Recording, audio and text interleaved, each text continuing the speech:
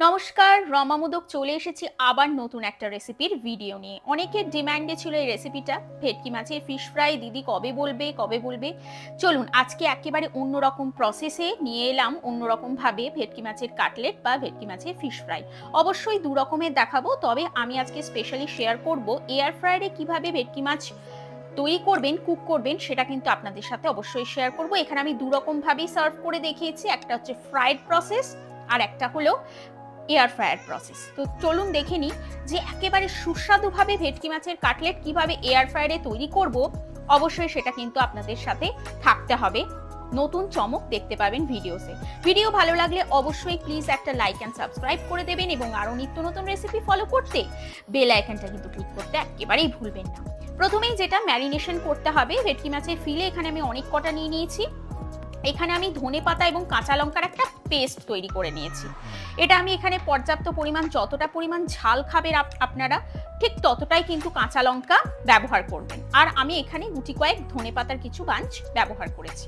লেবুর রস দিয়ে দিয়েছি, একটা গোটা লেবুর রস, ক্রাশড বা গ্রেটেড এখানে রসুন কুচি এবং আদার পেস্ট এখানে ব্যবহার করেছি। চেষ্টা করবেন রসুনটা যাতে কুচনো বা গ্রেটেড থাকে, তাহলে কিন্তু খুব সুন্দর একটা ফ্লেভার আসে ফিলে ভেটকি মাছের কাটলেটসের মধ্যে। এবং স্বাদ মতো এখানে আন্দাজ অনুযায়ী লবণ দিয়ে দিয়েছি। দিয়ে খুব ভালো করে আমি এটা ম্যারিনেট করে রেখে দেবো মোটামুটি 1 থেকে 1.5 ঘন্টা। এটা কিন্তু একটা ফ্রোজেন আইটেম, এটাকে আপনারা স্টোর করে ডিপ ফ্রিজারে ফ্রোজেন করে রাখতে পারেন মোটামুটি 7 থেকে 8 দিন বা 10 দিন পর্যন্ত। অবশ্যই এটা কিন্তু হাইজিন ভাবে ইউজ করতে হবে, না হলে কিন্তু ফিলেগুলো নষ্ট হয়ে যাবে। এই যে খুব ভালো করে হাত দিয়ে আমি ম্যারিনেশনটা খুব ভালো করে নিয়েছি। এবার এটাকে আমি এয়ারটাইট কন্টেনারে, দেখতে পাচ্ছেন বক্স নিয়ে নিয়েছি। এবার এটাকে আমি চাপা দিয়ে রেখে দেবো মোটামুটি 1 ঘন্টা মতো। এবার আমি দেখুন মোটামুটি 1 থেকে 1.5 ঘন্টা আমার ম্যারিনেশনটা হয়ে গেছে। এবার দেখুন আমি এখানে নিয়ে নিয়েছি কোটিং এর জন্য, ডাবল কোট করব ডিম। যারা ডিমে অ্যালার্জি বা ডিম খান না, তারা কিন্তু অবশ্যই কর্নফ্লাওয়ার বা ময়দা দিয়ে একটা স্লারি তৈরি করে নিতে পারেন। এখানে ডিমের মধ্যে দিয়ে দিয়েছি আন্দাজ মতো লবণ এবং ঝালের জন্য সামান্য পরিমাণ একটু গোলমরিচের গুঁড়ো। তবে আপনারা কিন্তু চাইলে চিলি ফ্লেক্সও ব্যবহার করতে পারেন বা যে কোনো টাইপের হার্বসও দিতে পারেন ফ্লেভারফুল করার জন্য। এবং এখানে আমি ব্রেড ক্রাম্বস নিয়ে নিয়েছি। এটা কিন্তু আমার প্যানকুক ব্রেড ক্রাম্বস, এটা কিন্তু কেনা ব্রেড ক্রাম্বস। আপনারা কিন্তু এখানে হোমমেড ভাবেও ব্রেড দিয়েও তৈরি করতে পারেন, ব্রেডকে ভালো করে মিক্সারে চার্ন করে, এবং বিস্কিটের গুঁড়ো কিন্তু ব্যবহার করতে পারেন। এই যে এইভাবে দেখুন, ফার্স্টে আমি দিয়ে দিলাম, প্রথমে ডিপ করলাম আমি ডিমে, তারপর আমি কোট করছি এখানে ব্রেড ক্রাম্বসে কোট করার পর আবার এগেইন আমি সেম প্রসেস করব। এখানে আমি সিঙ্গেল কোটও আপনারা করতে পারেন এবং এখানে কিন্তু আমি ডাবল কোট করেছি। এইভাবে কিন্তু প্রচুর রেসিপিস, কেক থেকে শুরু করে নানান রকমের কুকিং অ্যান্ড বেকিং আইটেমস কিন্তু রমা কেক অ্যান্ড চকো চ্যানেলে কিন্তু অবশ্যই আপলোড করা হয়েছে। অবশ্যই আপনারা কিন্তু ফলো করতে ভুলবেন না। এইভাবেই কিন্তু নিত্য নতুন রেসিপি আপনাদের সাথে শেয়ার করতে চাই এবং আপনাদের ডিমান্ড কি অবশ্যই কিন্তু জানাবেন কমেন্টের মাধ্যমে। এবং যারা অনেকে ডিমান্ড করেছেন, যারা অনেকে অনুরোধ জানিয়েছেন, সেই আপনাদের অনুরোধ আস্তে আস্তে ফুলফিল করার চেষ্টা করছি। নিত্যদিন এইভাবে কিন্তু ভিডিওস আপনারা পেয়ে যাবেন নতুন নতুন রেসিপি কুকিং অ্যান্ড বেকিং এর।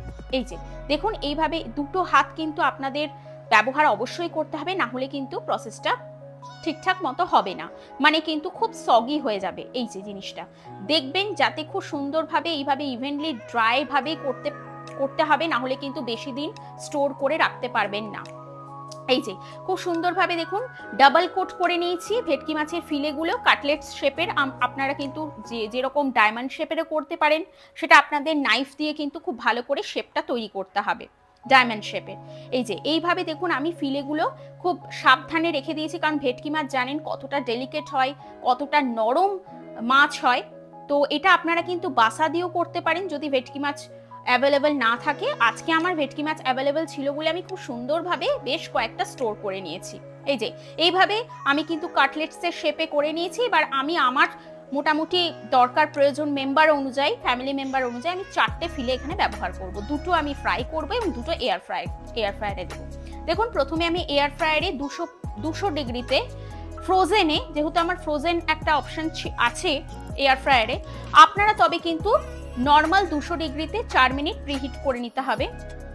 এবার প্রিহিট করার পর আপনাদের যদি ফ্রোজেন অপশনটা থাকে তাহলে খুবই ভালো, যদি না থাকে তাহলে আপনারা সিম্পল 200 ডিগ্রিতে মোটামুটি 20 থেকে 25 মিনিট কিন্তু এপিট ওপিট করে বেক করে নিতে হবে। এটা তো জিনিসটা ফ্রাই হবে না, এটা কিন্তু বেকড হবে।